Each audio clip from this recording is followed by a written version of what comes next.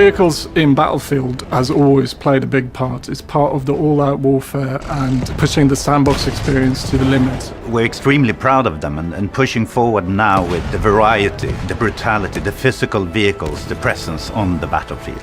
Many of the combat vehicles we see in military today got their start during World War I, including fighter aircraft, bombers, armored cars. But arguably, the largest innovation in armored warfare was the tank. They were invented in this time, this place, to serve a special purpose. We want it to be big, physical, brutal beast that essentially dominates the battlefield, and you should be scared of it. In the epicness of these battles, there's a new time that happened with this era. It was the fact that the sky was filled with planes. Everything from fighter planes to twin-seaters to heavy bombers roaming the skies, which was unseen up to that point.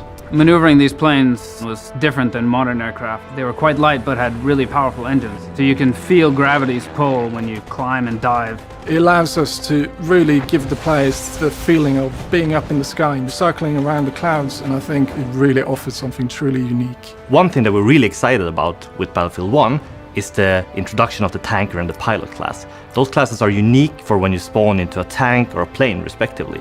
And the idea here is that if you're in a tank, you should be playing a character that is specialized to taking care of his tank, to run his tank, to be as efficient as possible with the vehicle you choose. The vehicle experience in Battlefield 1 offers great variety, big improvements in physics, part destruction that offers tactical improvements for the players. And it all combines into the sandbox experience that you can only get in Battlefield 1.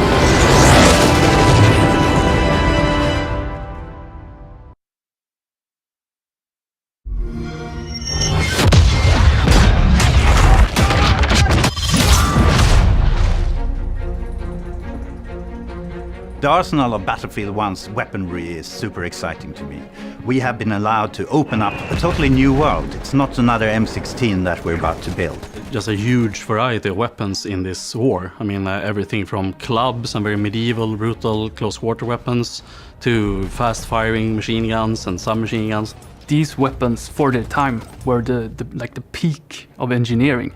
We've done extensive research in order to recreate these weapons, both in how they sound, what they feel like, how you handle them, in order to recreate them to perfection. There's several of us here at DICE that have been dreaming about making these games in this setting for over a decade. So in the background, there's been research going on for a long time, I would say. World War I was the birth of a lot of the things that we take for granted in modern warfare.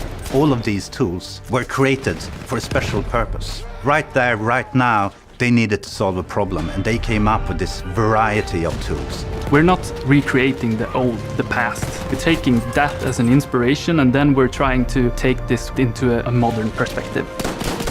It is a different experience. It's much more up close and personal. Every weapon has its unique character and personality, and it really brings it to the battlefield. It's more amazing than I ever thought it would be. It's really a Battlefield game that I look forward very much myself to play.